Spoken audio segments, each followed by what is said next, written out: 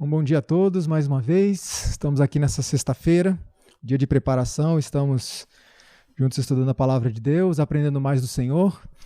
E nesse seminário, nós vamos tratar a respeito de uma questão de suma importância, que por muitos anos eu tenho recebido mensagens, tenho recebido pedidos de ajuda, pedidos de socorro, pedidos de oração, referentes a essa questão que nós vamos tratar, porque é um dos fatores, é uma das ferramentas que Satanás tem usado para impedir que desenvolvamos essa identidade peculiar que Deus espera de nós como seu povo, especialmente os jovens, né, que são o futuro não só da nação, mas o futuro da igreja, o futuro da obra de Deus. E nós vamos tratar um pouco a respeito desse tema, que é o vício, ou os vícios secretos, dando uma ênfase maior na problemática da pornografia. E eu gostaria de começar lendo novamente o texto, que é o texto bíblico base para esse evento do GYC, que está em Efésios capítulo 5, versos 14 a 17. E o texto bíblico vai nos relatar o seguinte: Desperta, ó tu que dormes, levanta-te de entre os mortos, e Cristo te iluminará. Portanto, vede prudentemente como andais, não como necios, e sim como sábios, remindo o tempo, porque os dias são maus. E aí o apóstolo Paulo diz o seguinte: Por esta razão, não vos torneis insensatos, mas procurai compreender qual a vontade do Senhor. Qual é uma das ferramentas mais poderosas de Satanás para tornar uma geração insensata, mantê-la prostrada, desanimada, fraca, enferma, destruindo então a identidade dessa geração, especialmente a juventude de Deus, e impedindo então um avanço da obra do Evangelho? A irmã White, ela fala o seguinte: poucas tentações são tão perigosas e fatais para os jovens, e eu diria que para todos, como a sensualidade. Veja, nós estamos cercados por uma sociedade corrompida, e essa sociedade pode acabar influenciando-nos de alguma forma. Existe um segundo aspecto.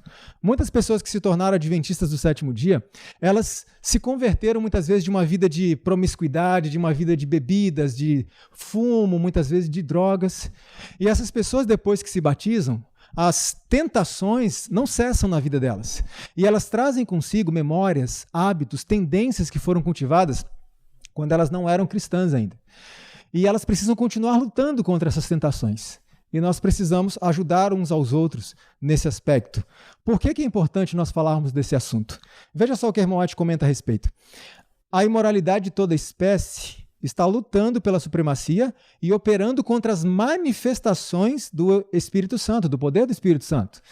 Então, a imoralidade, em especial as imoralidades sexuais, estão sendo usadas por Satanás para impedir o derramamento da chuva serôdia sobre a sua vida, sobre a minha vida. Então nós precisamos estar atentos em relação a isso. Bom, falar de sexualidade é meio constrangedor para muitas pessoas, né?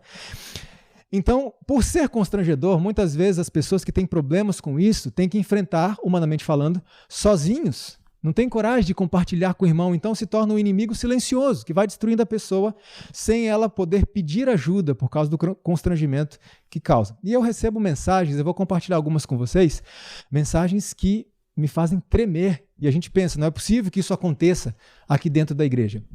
Infelizmente tem acontecido muito. E as imoralidades sexuais, a pornografia em especial, tem destruído famílias, indivíduos, a igreja, a sociedade. E a gente precisa falar disso. Interessante que eu me deparei, certa vez, com um artigo desse senhor aqui, o Dr. Richard Moller. Ele é um teólogo, também é escritor americano. Atualmente ele é o presidente do seminário teológico da Igreja Batista, se eu não me engano. Isso, Igreja Batista do Sul. Ele escreveu um artigo com o título A Sedução da Pornografia e a Integridade do Casamento Cristão. Olha que interessante o que ele escreveu no seu artigo. Os cristãos não têm o direito de ficar constrangidos quando se trata de falar sobre sexo e sexualidade. Uma reticência doentia ou constrangimento em lidar com essas questões é uma forma de desrespeito à criação de Deus. Quando os cristãos conservadores respondem ao sexo com ambivalência, ou seja, né, um pouco lá, um pouco cá, não tem uma definição, ou com constrangimento, caluniamos a bondade de Deus e escondemos sua glória, que se destina a ser revelada no uso correto dos dons da criação. Veja, o sexo foi criado por Deus, é uma bênção para o ser humano. E não foi criado só para procriação, foi criado também para o prazer do ser humano. Aliás, para o prazer tanto do homem quanto da mulher. Por que é importante enfatizar isso? Porque há muitos homens que acham que o sexo foi criado como direito deles e uma obrigação das mulheres. Não, foi criado para o prazer de ambos. Agora, para que haja felicidade real, é preciso que o sexo seja praticado nos limites que Deus estabeleceu. Primeiro deles, entre um homem e uma mulher. O que passa disso não é da vontade de Deus. Outro, dentro dos limites do matrimônio. Fora desses limites também não é da vontade de Deus. Só que mesmo dentro do matrimônio, sendo praticado de uma forma que Deus possa aprovar. Não é porque eu sou casado que eu posso fazer o que eu bem entender nesse aspecto sexual, como nós vamos ver nos próximos seminários mais adiante. E nós estamos lidando com um inimigo que é bastante inteligente. Veja só o que o irmão White escreveu a respeito disso. Há muitas coisas que são boas em si mesmas, mas que pervertidas por Satanás, veja, o sexo é bom em si mesmo, mas pervertido por Satanás, provam-se um laço para aqueles que estão desprevenidos. E a gente não precisa ficar desprevenido. Deus nos concedeu luz suficiente. Então, a sexualidade foi pervertida por Satanás e ela se tornou combustível que alimenta uma série de problemas, uma série de vícios secretos que nós vamos falar a respeito de alguns deles. Bom, dentro desses vícios secretos está aquele que está associado, como eu vou mostrar para vocês no decorrer do dia, está associado a questões, problemas emocionais, problemas mentais, problemas físicos, problemas sociais e espirituais, e é o estopim para vários outros vícios, que é a pornografia. E ela atinge todas as idades. Eu já recebi e-mail desde adolescentes com problemas até idosos com problemas com isso. E muitas vezes também eu converso com pessoas que começaram com isso quando ainda eram crianças, muito novinhos. E nós vamos ver por que isso acontece e como isso funciona. Essa aqui é a doutora Gayle Dines. A doutora Gayle Dines, ela é uma PhD na área de sociologia e é considerada hoje a maior autoridade, aliás, a maior ativista contra a pornografia no mundo inteiro. A doutora Gayle Dines, ela escreveu o seguinte: se você quer ser a favor do sexo, você tem que ser contra a pornografia. Você não pode ser a favor do sexo e a favor da pornografia ao mesmo tempo. Você tem que escolher um.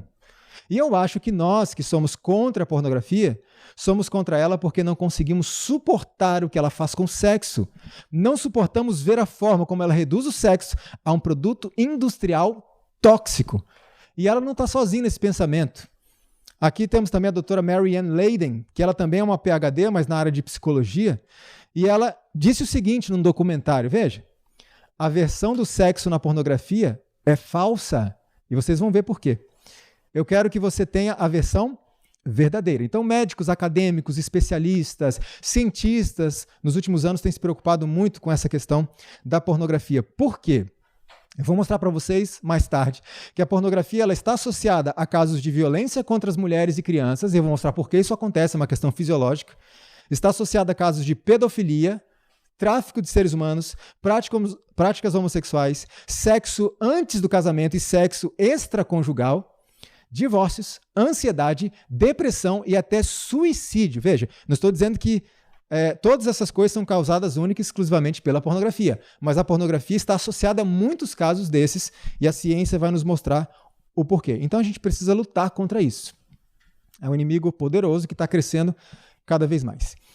Bom, lá em 1953, esse rapaz aqui chamado Hugh Hefner, ele foi o fundador da revista Playboy, a famosa revista Playboy, e naquela época a pornografia se limitava a fotos de mulheres nuas.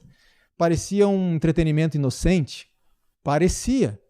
Só que na década de 1970 surgiram os famosos videocassetes. Talvez vocês, jovens que estão assistindo, alguns de vocês talvez nem saibam o que isso é. Mas os videocassetes e as pessoas que consumiam esse tipo de coisa, de pornografia, elas tinham muitas vezes, aqueles que queriam ver vídeos, elas tinham que ir a cinemas, e esses cinemas ficavam nos piores lugares das cidades, os lugares mais bizarros das cidades. Então era muito constrangedor você ter que ir àqueles lugares para assistir esses filmes. Então a tecnologia chega, o videocassete chega, e as pessoas então puderam levar esses vídeos para dentro de casa. Só que ainda era constrangedor, porque imagina você indo numa locadora. Você entra na locadora, e naquele tempo os vídeos pornográficos ficavam lá no cantinho, escondidinho, e aí a pessoa tinha que se dirigir até lá, e aí todo mundo já começava a olhar, lá vai ele, e a pessoa ia toda constrangida, pegava aquele vídeo, colocava em cima do balcão, e a moça do balcão ainda fazia o cadastro, e as pessoas olhando assim, de canto, então isso acabava inibindo um pouco o acesso, que era meio constrangedor, aliás, muito constrangedor. Só que veio a tecnologia então e chegou a internet. E ela mudou tudo completamente. Porque no tempo dos VHS, das fitas de vídeo, mesmo que a pessoa passasse por esse constrangimento da locadora, ela ia para casa e ela tinha que colocar no vídeo e assistir numa televisão que ficava no meio da sala. E aí existia o perigo de, enquanto ela está ali assistindo, alguém aparecer e pegar ali no flagra. Então isso também diminuía um pouco o consumo, porque havia esse risco envolvido. Mas então a internet chega. Agora a pessoa não precisa mais ter medo de ser pega. Ela leva a tela para o quarto. Um casal hoje não precisa de planos mirabolantes para adulterar. Um casal hoje consegue adulterar um na frente do outro. Só precisa ter o que na mão? Um celular. É suficiente para eles adulterarem, um na presença do outro. Então chega uma pandemia e piorou muitas coisas. Querem ver só? Olha isso aqui. Acesso a sites pornôs cresce 600% em período de home office, diz uma pesquisa. O pessoal ficou mais em casa e o acesso à pornografia explodiu, multiplicou por 6 a conta que já era muito alta. Mas há um problema ainda maior. Veja, essa organização aqui chamada Treasures é uma organização que tem feito um bonito trabalho no sentido de recuperar pessoas que trabalhavam na indústria pornográfica. Olha só o que eles declararam. 70% a 80% dos sites pornográficos hoje são gratuitos. Espera aí, se 70% a 80% da pornografia na internet hoje é de graça, então a indústria pornográfica não deve ganhar muito dinheiro, certo? E aí que está o engano. E aí vem uma pergunta que eu vou responder depois. Olha só. Se 70% a 80% dos conteúdos pornográficos na internet hoje são de graça, por que a indústria pornográfica é uma das mais poderosas financeiramente de todo o mundo? A ciência, a fisiologia vai explicar por que isso acontece. A organização Treasures afirmou também que o consumo, aliás, o faturamento da indústria pornográfica, a gente está considerando 2006, tá? 15 anos atrás. A indústria pornográfica faturava no mundo inteiro em torno de 97 bilhões de dólares. Não são milhões, é bilhões de dólares. Sabe o que significava em 2006? Que a indústria pornográfica ganhava mais do que o dobro do faturamento da Microsoft. Nos Estados Unidos, naquele ano, 2006, aliás, a indústria pornográfica lá nos Estados Unidos ganhava cerca de 13 bilhões de dólares, o que significava naquele tempo mais do que as principais ligas esportivas do país juntas. Mas peraí, a maioria é de graça. Por que ganha tanto dinheiro assim? A fisiologia, a ciência vai nos explicar por que isso acontece. Bom, então, por meio desse gráfico aqui, a gente vê que 13 bilhões de dólares nos Estados Unidos. Então, os Estados Unidos, né, não preciso dizer que é o maior produtor de vídeos pornográficos de todo o mundo. E aí eu pergunto, quem você acha que é o segundo país, o maior produtor de filmes pornográficos do mundo? Infelizmente, somos nós, brasileiros. O Brasil, já em 2006 também, ele já estava no ranking como segundo colocado na produção de filmes pornográficos em todo o mundo. Existe um site que é considerado o maior site de conteúdos pornográficos gratuitos do mundo. A sede dele é no Canadá e, por razões óbvias, eu não vou falar o nome. Mas ele emitiu um relatório em relação às atividades do site em 2019. E olha que assustador que foi o relatório deles. Preste atenção nesse gráfico aqui, nessa tabela. 42 bilhões de acessos eles tiveram no ano de 2019. Sabe o que significa? Significa aproximadamente 115 milhões de acessos por dia. Isso é pouca coisa. Isso significa, fazendo as contas, cerca de 80 mil acessos por minuto. E a gente está considerando só um site, viu? Só um. 80 mil acessos por minuto. O relatório revelou ainda que 32% dos usuários desse site eram mulheres, já em 2019. A pornografia é exclusividade masculina? Não, já faz tempo que isso não é verdade. Outro dado, 4% dos usuários do site tinham acima de 65 anos. E eu recebo mensagem de idosos também com esse problema, infelizmente. Agora, olha qual é a dificuldade. 76% do acesso vem dos celulares. Prático, né? É discreto. Você pode se esconder ali, ninguém vai perceber o que você está fazendo. Esse é o grande problema do mau uso da tecnologia em nossos dias.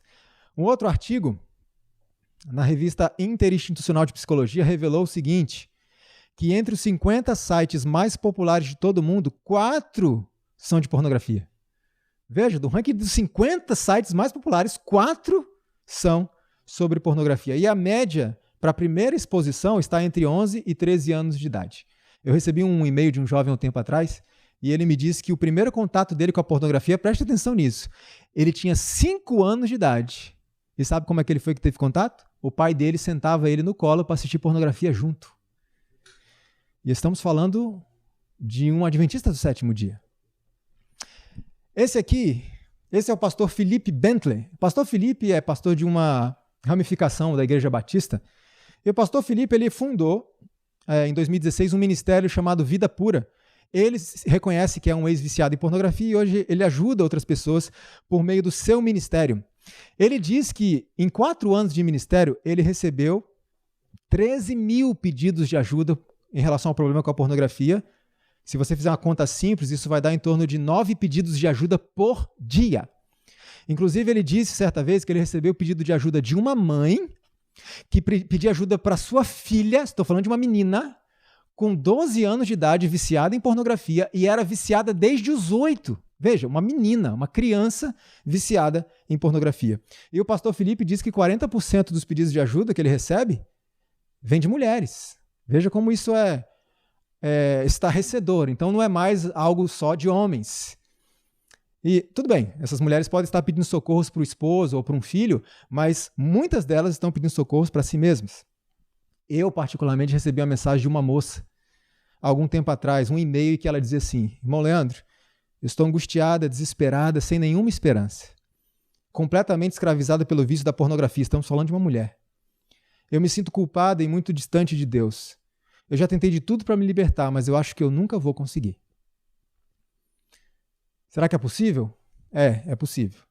Outras pesquisas têm constatado essa questão que o vício de pornografia por parte de mulheres tem crescido muito. Por exemplo, essa aqui é o Jornal de Medicina Sexual e trouxe uma estatística que diz o seguinte: 88% dos homens e 45% das mulheres afirmaram ter visto pornografia nos últimos 12 meses, em relação a essa pesquisa que foi feita.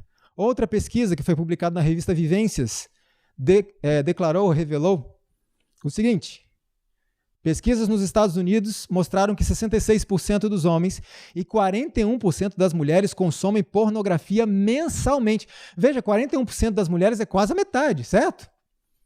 É um número muito alto. Então, um canal erótico, que eu também não vou dizer o nome por razões óbvias, ele resolveu contratar uma empresa que chama-se Quantas Pesquisas e Estudos de Mercado, porque eles queriam conhecer o perfil dos consumidores de pornografia aqui no nosso país. Então, a Quantas fez a pesquisa e olha o que a pesquisa revelou. No Brasil, há 22 milhões de pessoas que assumem consumir pornografia. Se você considerar os que não assumem, esse número é muito maior. 76% são homens e 24% dos consumidores de pornografia no Brasil são mulheres. E a pornografia, então, se torna tão comum na nossa sociedade que um estudo publicado no Jornal de Pesquisa sobre Adolescência revelou o seguinte: aproximadamente 67% dos rapazes e 47% das moças concordam que ver pornografia é aceitável. Então veja como a sociedade começa a aceitar tranquilamente uma prática que não é aceitável. Lembre-se disso, não é aceitável. A irmã White escreveu o seguinte neste contexto: Satanás está empregando esforços de mestre para envolver em práticas impuras homens e mulheres, casados e crianças e jovens. A doutora Gayle Dines ainda diz o seguinte: o problema é que a pornografia é um tipo de crise de saúde pública que cresce às escondidas. Espera aí. Talvez tenha algum profissional de saúde me assistindo aí, um médico, um enfermeiro, enfim. Pornografia é crise de saúde pública? Sim, já é considerada uma crise de saúde pública em muitos lugares. Inclusive, nos Estados Unidos da América, esses 16 estados da América, isso em 2020, 16 estados americanos já haviam aprovado resoluções reconhecendo a pornografia como um verdadeiro problema de saúde pública. E no próximo seminário eu vou mostrar para vocês como que isso afeta a nossa saúde mental, como que isso afeta estruturas cerebrais e até mesmo a estrutura física do nosso cérebro, não apenas funções, mas a estrutura física do nosso cérebro também é alterada drasticamente pelo consumo de pornografia. E nós vamos ver como é que isso hoje é comparado ao consumo de drogas como álcool, como cocaína, cigarros, etc. É uma questão fisiológica. Então é um problema de saúde pública e não é à toa que o escritor cristão americano Tim Chester, ele escreveu no seu livro Com Toda a Pureza o seguinte: atualmente há uma epidemia de pornografia. Será que alguém duvida disso? Existem algumas pesquisas que foram feitas ao redor do mundo, nos meios cristãos, que um desses pesquisadores chegou a dizer o seguinte: olha, eu posso dizer sem medo de errar, que na sua igreja, ele dizia assim, na sua igreja, pelo menos 1 ou 2 em cada 3 pessoas tem problema com isso. E eu acredito nele, diante de tantas mensagens que eu recebo, quase que diariamente, com problemas relacionados a isso. E a irmã White já tinha visto esse quadro há muito tempo atrás, quando escreveu: terrível quadro da condição do mundo foi apresentado diante de mim. A imoralidade abunda por toda parte. Jamais o vício levantou sua deformada cabeça com tamanha ousadia. O povo parece insensibilizado, e os amantes da virtude e da verdadeira piedade quase se sentem desencorajar por sua ousadia, força e predomínio. Só que diante disso, ela faz uma pergunta importante para você e para mim. O tema desse GYC é levanta-te.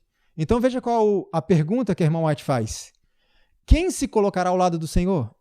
Quem ajudará a rechaçar essa onda de imoralidade, de misérias e ruínas que está enchendo o nosso mundo? Deus espera que você e eu respondamos a esse chamado. Quem é que vai se levantar? Quem vai se colocar ao lado da verdade? Quem vai fazer a sua parte para acabar com essa onda de imoralidades que tem no mundo? Deus espera que você e eu nos levantemos e dissemos: eis-me aqui, Senhor. Eu vou. Estou pronto para lutar pelo Senhor, estou pronto para lutar pela verdade, estou pronto para lutar pela pureza mental. Eis-me aqui, Senhor. Ela continua dizendo o seguinte, de uma forma muito específica aos jovens: a igreja se enfraquece por falta do auxílio de jovens que deem um corajoso testemunho e com zelo ardente estimulem as energias entorpecidas do povo de Deus, aumentando assim o poder da igreja no mundo. Necessitam-se jovens que resistam à onda de mundanismo e ergam uma voz em advertência contra o dar os primeiros passos na imoralidade e no vício. Então a pergunta é: quem vai responder a esse chamado? Eis-me aqui, Senhor. A pornografia já invadiu invadiu todos os segmentos da sociedade. Ela está nos lares, ela está nas escolas, ela está nos matrimônios, ela está naquele grupo de menores de idade, de adolescentes, de crianças, ela está sendo consumida por pessoas de idade avançada, por idosos, e ela também invadiu a igreja. E eu devo dizer com muita dor no coração que 90% das mensagens que recebo com pedidos de socorro em relação à pornografia, 90% a 95% são de adventistas do sétimo dia. Infelizmente, essa praga também invadiu a igreja. E Deus chama você e a mim para nos levantarmos e combatermos isso.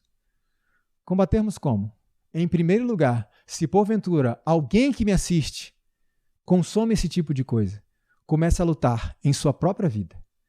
Nós não podemos enfrentar esse inimigo que está se alastrando pelo mundo e pela sociedade enquanto não enfrentarmos o inimigo que está no nosso coração. Então é o momento de nos levantarmos. É o momento de combatermos esse inimigo poderoso que destrói silenciosamente os indivíduos. E nos próximos seminários eu vou mostrar de forma prática como é que afeta a nossa estrutura cerebral, como é que afeta o indivíduo, como é que afeta a sua família, como vai afetar muitos dos problemas sociais que temos hoje, podem ser associados em grande parte ao consumo e à produção de pornografia. Então nós precisamos nos levantar e defender a verdade e dizer: Senhor, eis-me aqui. Eu vou, estou disposto a lutar. Mas como eu disse, comece a luta aqui.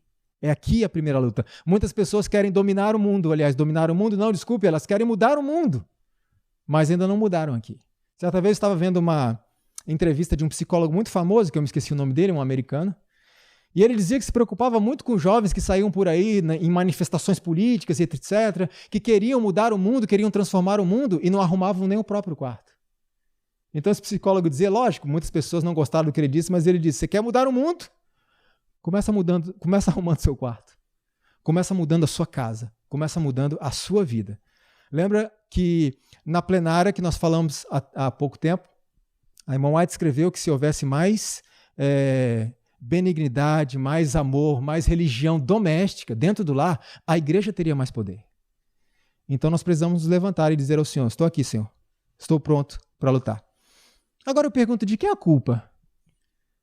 Todas essas desgraças causadas pela pornografia hoje, e eu vou mostrar muitas coisas hoje ainda.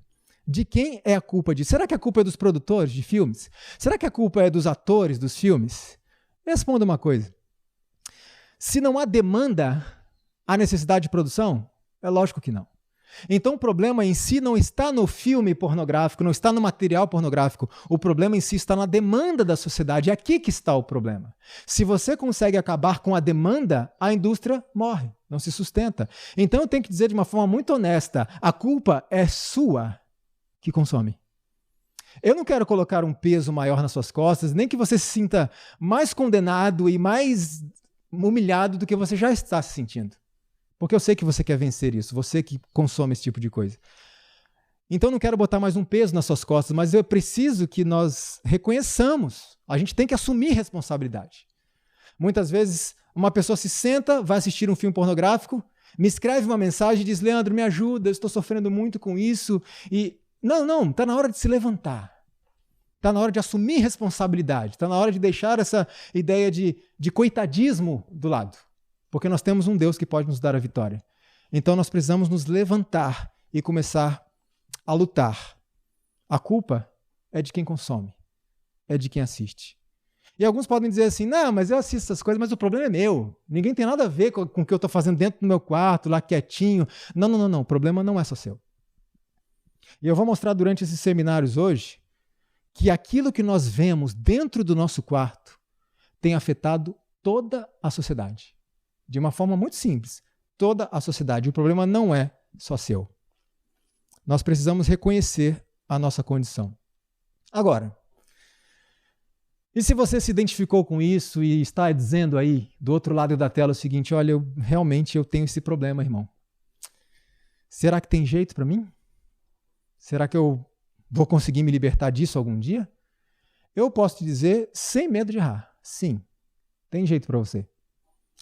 E eu vou mostrar no decorrer desse seminário alguns exemplos de pessoas que me escreveram, pessoas que foram libertas, pessoas assim que... Vocês vão ver as mensagens, vocês vão dizer assim, não, uma pessoa dessa aí nunca, jamais. Nesse nível, jamais.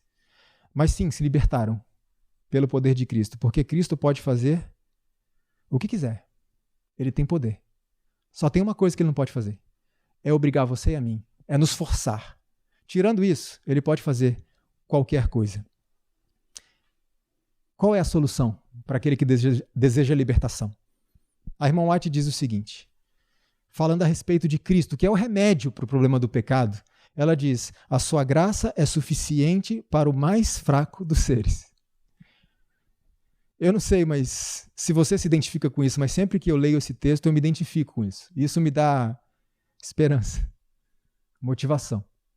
Porque se a graça de Cristo é suficiente para o mais fraco dos seres, significa que a solução para mim, a solução para a minha vida. Mas eu preciso me levantar. E eu preciso buscar. Eu tenho que deixar as minhas desculpas, as justificativas de lado. E eu tenho que começar a lutar, começar a batalhar. Nos próximos seminários, nós vamos tratar um pouco a respeito de... O seminário seguinte, nós vamos falar a respeito da questão da fisiologia. Como que a pornografia, então, altera funções importantes do nosso cérebro. Como a pornografia ela pode alterar, inclusive, a estrutura física do nosso cérebro e quais são os resultados na prática do dia a dia. Muitas pessoas, quando entendem essa parte fisiológica, eles então passam a entender o que está acontecendo com elas. Muitos me escrevem falando o que está acontecendo comigo. E quando a gente explica essa parte fisiológica, elas começam a entender o que acontece. E isso é um passo, porque se a gente entende como que a coisa começa, a gente pode usar isso aí para poder fazer o caminho oposto e desfazer. Então nós vamos ver como é que ela afeta a nossa estrutura cerebral as nossas funções cerebrais. Depois nós vamos ver como é que ela afeta toda a sociedade, de que forma o que eu faço dentro do meu quarto pode afetar toda a sociedade. Nós vamos ver como a pornografia, então, afeta o matrimônio. E veja, muitos jovens perguntam assim para mim, Leandro, mas eu sou solteiro, tenho essa dificuldade, é uma tentação muito forte, mas acho que se eu casar resolve, né? Não, não resolve. O casamento não resolve.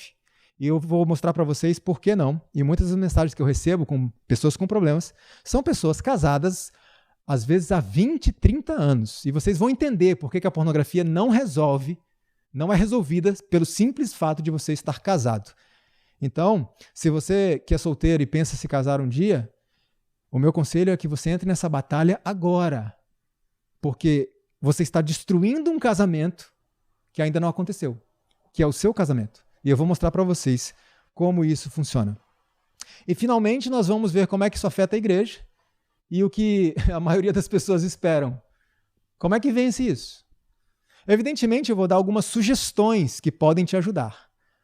Algumas pessoas podem usar outros mecanismos, enfim, cada ser humano é único.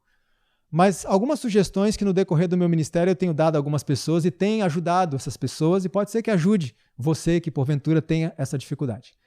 Então, nesse momento nós vamos dar uma pausa, uns 10 minutinhos, e depois nós retornaremos para darmos continuidade a essa mensagem. Eu quero convidar você, onde você esteja, para você curvar sua fronte, para nós concluirmos essa parte com uma breve oração. Querido bom Pai que está nos céus, nós te agradecemos, Senhor, porque o Senhor não nos deixou no escuro. O Senhor nos concedeu muita luz, luz suficiente para que caminhemos num caminho seguro, e não apenas o Senhor nos concedeu luz suficiente, mas o Senhor nos concede a tua mão, o Senhor nos concedeu o sangue de Cristo para nos purificar, nos lavar. Cristo voltou aos céus e nos concedeu o presente da pessoa do Espírito Santo que está aqui neste momento. O Senhor nos concedeu os santos anjos para nos ajudar nessa caminhada, nessa batalha. O Senhor fez tudo que era preciso, tudo que era necessário e tem feito para a nossa salvação. Nós te agradecemos por isso e te pedimos que o Senhor abra o nosso entendimento. E, Senhor, que possamos, neste dia, se porventura alguém está escravizado por esse tipo de vício, que essa pessoa se sinta motivada a se levantar hoje e começar a batalha, porque nós sabemos que há vitória em Cristo Jesus. Nós te agradecemos muito por essa esperança. Enche o nosso coração dela, para que possamos a cada dia vencer a nós mesmos e nos tornarmos cada vez mais semelhantes a Jesus. E é em nome dele que nós pedimos. Amém. Teremos 10 minutinhos de intervalo e voltaremos a seguir.